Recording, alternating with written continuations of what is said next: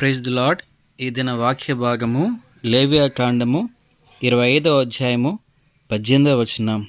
నా విధులు గైకొని నడుచుకున్నవలను.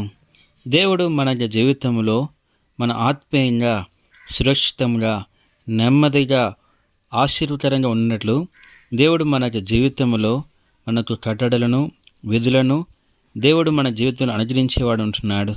ఆ విధంగా మనం దానికి లోబడి విశ్వసించి నమ్మి మనకు జీవించినప్పుడు తన ద్వారా అనేకమైన ఆశీర్వాదాలను పొందగలిగేవాడన్నట్లుగా దేవుడి మాట సెలవిస్తుంటున్నాడు.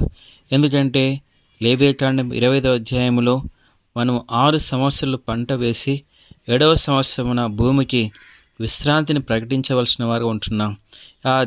ఆ సంవత్సరమున ఎటువంటి పంట విత్తనములు వేయని వారుగా ఉండవలసినదిగా దేవుడు ఆజ్ఞాపిస్తూ వచ్చాడు. ఆ రీతిగా చేసినప్పుడు ఆ యొక్క సంవత్సరంతో పాటు దేవుడు మిగిలిన 3 సంవత్సరాలు కావాల్సిన పంటను దేవుడు 6వ సంవత్సరంలో దేవుడు దయచేసేవాడు ఉంటున్నాడని లేవియా కాండం 25వ అధ్యాయం 21వ వచనంలో మనం చూస్తుంటున్నాం. అయితే నేను 6వ ఏట నా దీవెన మీకు కలిగినట్లు ఆజ్ఞాపించేదను, అది 3 ఏండ్ల పంటను మీకు కలగజేయను.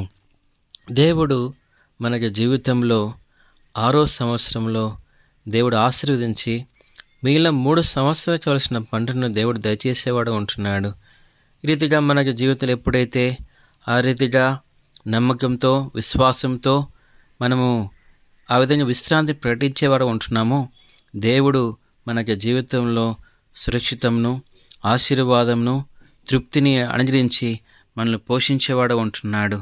దేవుడు ఆ రీతిగా మన జీవితంలో ఆయన ఆజ్ఞలు, విధులను గైకొని నడిచేవారుగా చేయనట్లుగా ప్రభు మన సాయం చేయనుగాక.